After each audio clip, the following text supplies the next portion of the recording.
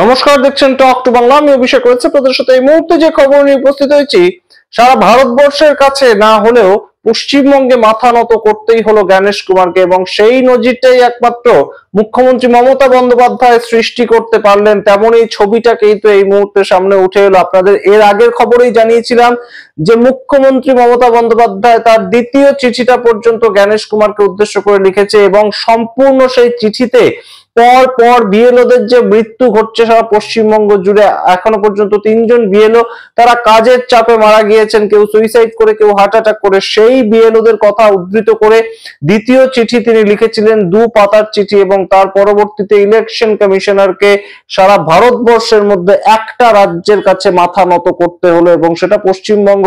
এবং আগামী 28শে November date দেওয়া হয়েছে ইলেকশন কমিশনারের তরফ থেকে, যে দেখা করা হবে পশ্চিমবঙ্গের প্রতিনিধি দলের সঙ্গে, অর্থাৎ তৃণমূল কংগ্রেসের প্রতিনিধি দলের সঙ্গে। অত্যন্ত গুরুত্বপূর্ণ প্রেক্ষাপট।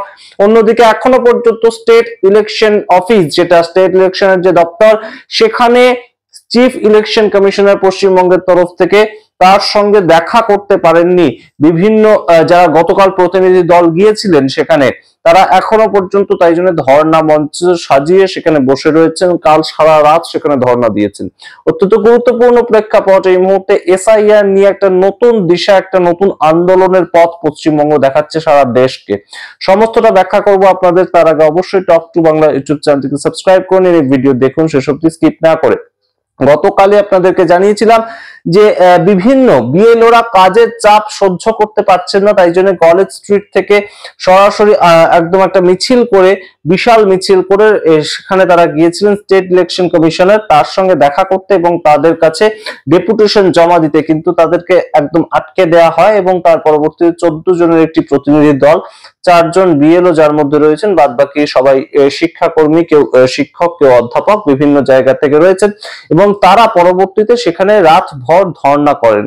ধর্ণা অবস্থান মঞ্চ সেখানে তারা তৈরি করেন, এবং চিফ ইলেকশন কমিশনার পশ্চিমবঙ্গে যিনি রয়েছেন তাকে আটক করে রাখা হয় রীতিমতন। তাকে বেরোতে দেওয়া হয় না, এবং যতক্ষণ না তিনি দেখা করবেন ততক্ষণ তাকে বেরোতে দেওয়া হবে না, এই ছিল দাবি। কিন্তু শেষ পর্যন্ত তিনি বেরিয়ে আসেন, কিন্তু যারা ধর্ণা দিচ্ছিলেন সেখানে, যারা আন্দোলনকারী, তারা বেরোননি, এবং সেই 4 জন বিএলও সহ তারা এখনো পর্যন্ত ধর্ণা দিচ্ছেন। অন্যদিকে গতকালই মুখ্যমন্ত্রী মমতা বন্দ্যোপাধ্যায় জ্ঞানেশ কুমারকে উল্লেখ করে একটি চিঠি লেখেন, এবং সেই চিঠিতে পর পর বিএলওদের উপর যে চাপ দেওয়া হচ্ছে, একটা নির্দিষ্ট টাইম ফ্রেমের মধ্যে সমস্ত কাজটা করার জন্য বিএলওদের উপর যেভাবে চাপ তৈরি করা হচ্ছে অফিসিয়ালি, সেটাকে নিয়ে তিনি রীতিমতন কিন্তু তার চিঠিতে ব্যাখ্যা করেন, এবং যার ফলস্বরূপ এই মুহূর্তে বড় সড়ো একটা বদল ঘটলো।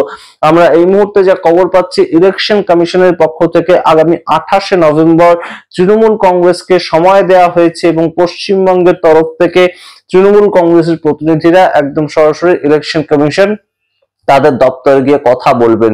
অন্যদিকে আজকে সরাসরি মমতা বন্দ্যোপাধ্যায় এই যে এসআইআর, এই এসআইআর বিষয়টা নিয়ে একদম কোথায় চলে গিয়েছেন, বনগাঁয় তিনি চলে গিয়েছেন, মতুয়া সংগঠন, সেখানে তিনি আজকে একটি 3 কিলোমিটারের বেশি পদযাত্রা করেছেন, এবং সেইখান থেকে তার বক্তব্য রেখেছেন তিনি।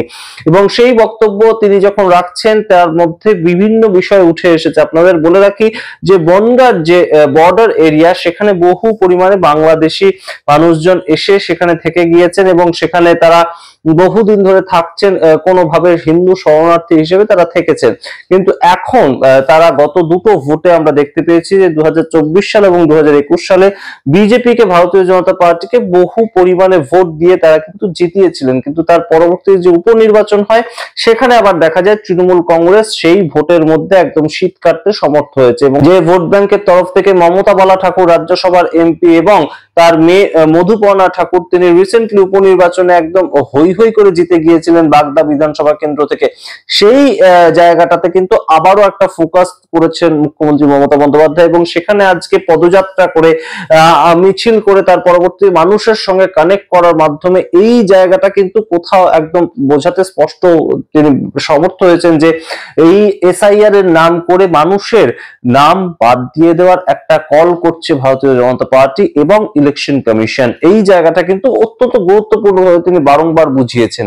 এবং মুখ্যমন্ত্রী মমতা বন্দ্যোপাধ্যায় যে কাজটা এখন আবার করতে চাইছেন, যে মতুয়া ভোট ব্যাংকটা যেভাবে তৃণমূল কংগ্রেসের থেকে সরে গিয়েছিল 2021 সালের ভোটে, 2024 সালের ভোটে, সেটাকে আবার কিছুটা হলেও নিজেদের দিকে নিয়ে আসা। কারণ সেরকম একটা প্রেক্ষাপট কিন্তু হয়েছে, মধুপর্ণা ঠাকুর যে জিততে পারেন উপনির্বাচনে সেটা কিন্তু অনেকেই ভাবেননি, কিন্তু সেই মধুপর্ণা ঠাকুরকে কিন্তু মতুয়া ভোট ব্যাংক তরফ থেকে জেতানো হয়েছিল উপনির্বাচনে। সুতরাং সেই জায়গাটা আরো একবার গুরুত্বপূর্ণ একটা প্রেক্ষাপট হয়ে উঠছে। এবং তৃণমূল কংগ্রেসের পক্ষ থেকে এত ভোকালি এই সম্পূর্ণ এসআইআরটার বিরোধিতা প্রথম থেকেই করা হচ্ছে, যে কেন এসআইআরটা 1 মাস সময়ের মধ্যে করতে হবে, কেন এসআইআরটা বহুদিন সময় নেওয়া হলো না, কেন এসআইআরটা যখন ধান কাটার সময় পশ্চিমবঙ্গের যে বাঙালি অস্মিতা সেটাকে সামনে রেখে তিনি লড়াইটা করছে, সেই সময় কেন এসআইআরটা করতে হবে? মানুষ খেতে কাজ করবেন নাকি একদম সরাসরি এসআইআর এর ফর্ম ফিল আপ করবেন? যে সমস্যাগুলোর কথা বলে এম.কে. স্ট্যালিন তামিলনাড়ু থেকে আন্দোলনটাকে সুপ্রিম কোর্টে নিয়ে গিয়েছেন, সেই সমস্যাগুলোর কথা মুখ্যমন্ত্রী মমতা বন্দ্যোপাধ্যায় কি করছেন? একদম সরাসরি মানুষের কাছে গিয়ে বলছেন। এবং এটার মাধ্যমে অবশ্যই 2026-এর ইলেকশনে এই এসআইআর বিষয়টাকে সামনে রেখে কিন্তু একটা বড় সড়ো বাঙালি অস্মিতা সেটাকে কোথাও গিয়ে একটা টাচ করার চেষ্টা করছে, তেমনই কিন্তু রাজনৈতিক বিশ্লেষকরা মনে করছে।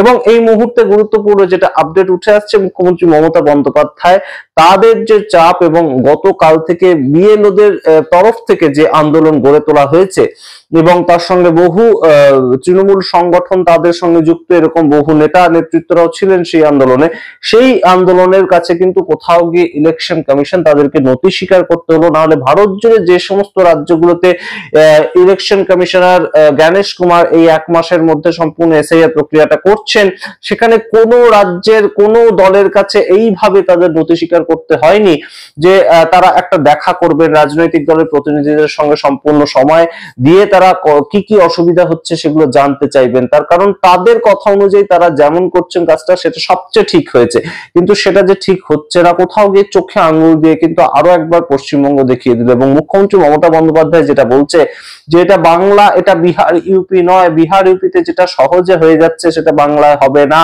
এবং যে কথাটা তিনি বলেছেন সেটা অত্যন্ত তাৎপর্যপূর্ণ। তিনি বলেছেন যে পশ্চিমবঙ্গে কোনোভাবেই কিন্তু হিন্দি আগ্রাসন সেটা চলতে দেওয়া যাবে না, অর্থাৎ বাঙালি অস্মিতা, বাঙালিদেরকে একতাবদ্ধ হওয়ার একটা ডাক তিনি দিয়েছেন। এবং তার সঙ্গে বলছেন যে বাংলা বললেই বাংলাদেশি, এই যে সামগ্রিক তাদের চিন্তাধারাটা, এটাকে সাফল্যমণ্ডিত করার জন্যই তারা এসআইআর এর ফর্মটা এইভাবে বিলি করেছে এবং এই এসআইআর এর মাধ্যমে যোগ্য ভোটারের নাম কাটতে চাইছে। বহু অভিযোগ তিনি এনেছেন, বাংলায় কেন ফর্ম সমস্ত জায়গায় ছাপানো হয়নি সেটা নিয়েও তিনি বক্তব্য রেখেছেন, ইংলিশে কেন ফর্ম ছাপানো হয়েছে সেটা নিয়েও বক্তব্য রেখেছেন, সাধারণ মানুষের বুঝতে অসুবিধা হচ্ছে এসআইআর এর ফর্ম, সমস্ত কিছু বাঙালিদের সামনে যেভাবে তিনি আজকে মতুয়া জনগোষ্ঠীটার সামনে তুলে ধরেছেন সেটা কিন্তু অবশ্যই একটা বড়সড় এফেক্ট ফেলবে 26-এর ভোটে, তেমনই মনে করছে ওয়াকিবহাল মহল।